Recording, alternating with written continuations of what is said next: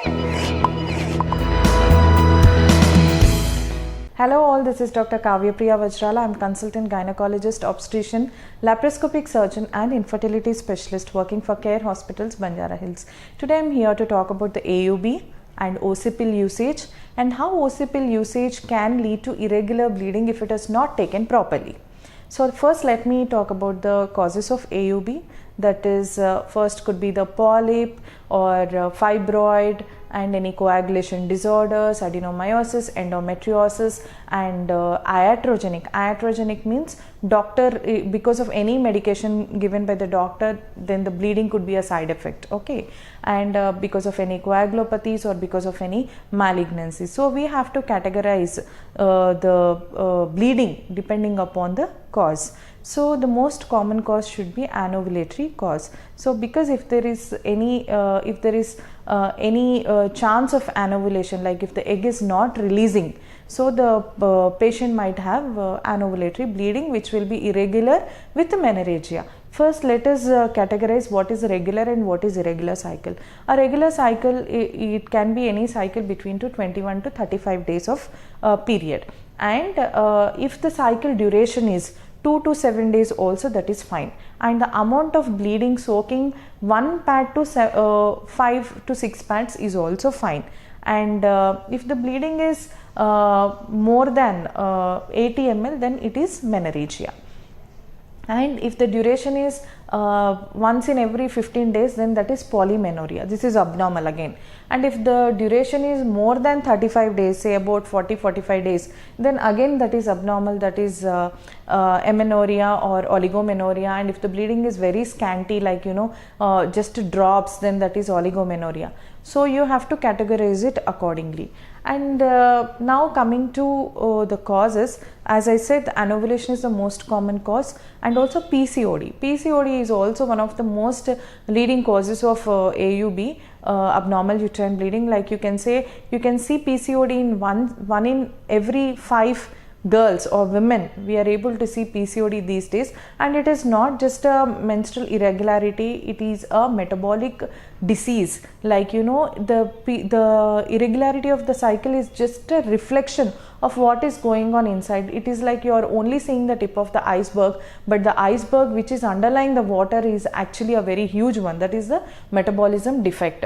So with the PCOD, if it is untreated, the patient might land up with diabetes, the patient might land up with infertility, and the patient might land up with obesity, which could become morbid, and cardiovascular diseases, and also cancers in the long run if it is untreated.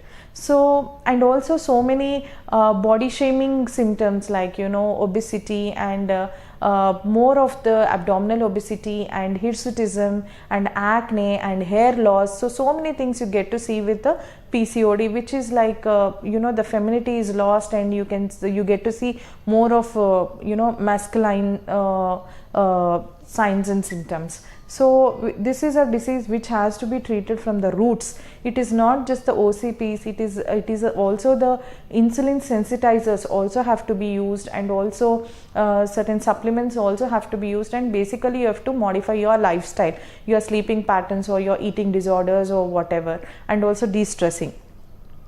And this is about the PCOD, which can cause irregular cycles. It can be either menorrhagic cycle, or it can be amenorrheic cycle, or it can be oligomenorrheic cycle, depending upon the severity. So what are the basic tests you have to get done? One is ultrasound pelvis to know the ovarian volumes, not just the PCO pattern, but it is about the ovarian stroma, and its thickness and its volumes will define the severity of the disease. And also the biochemical markers, like and it has to be done on second day of cycle before 8 AM on fasting, and you have to do this thyroid, prolactin, FSH, LH, and serum fasting insulin and serum fasting sugar. And if the sugars are elevated, you have to get one HbA1c done, and also your serum fasting lipid profile. These are all the tests which are very important in deciding the severity of PCOD. And next, coming to the most common cause of anovulation is also hypothyroidism.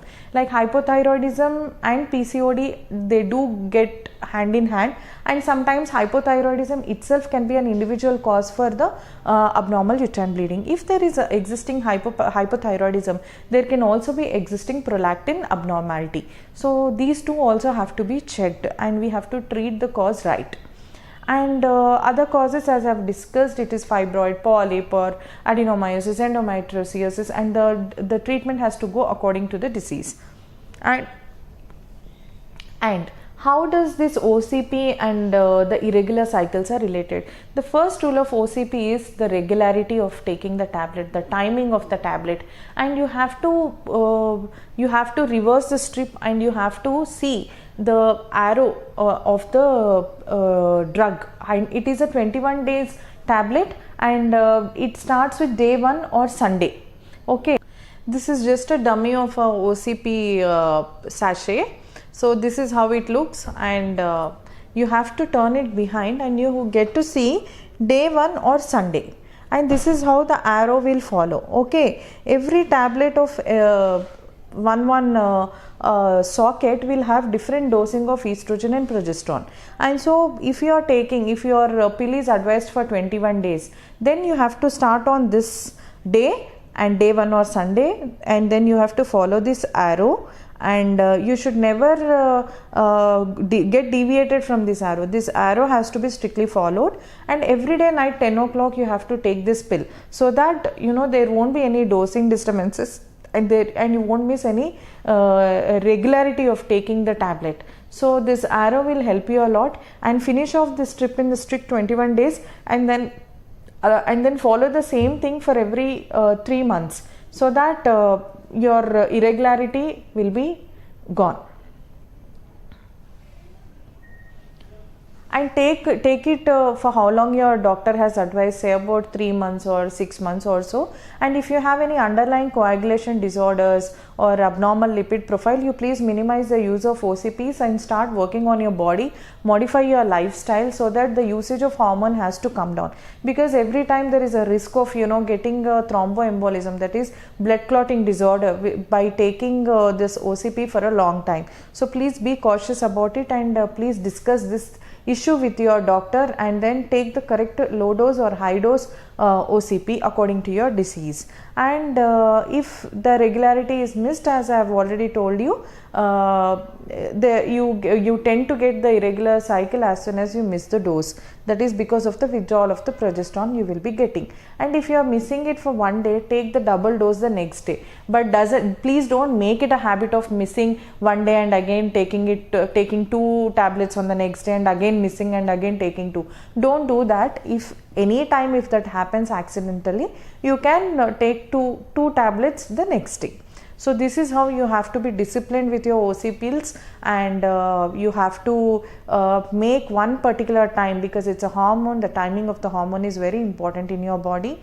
So please discipline yourself in taking the OCPs, and talk to your doctors regarding your underlying issues or any contraindications if you have got with taking the OC pills, and minimize the use of OC pills by modifying your lifestyle, and take care.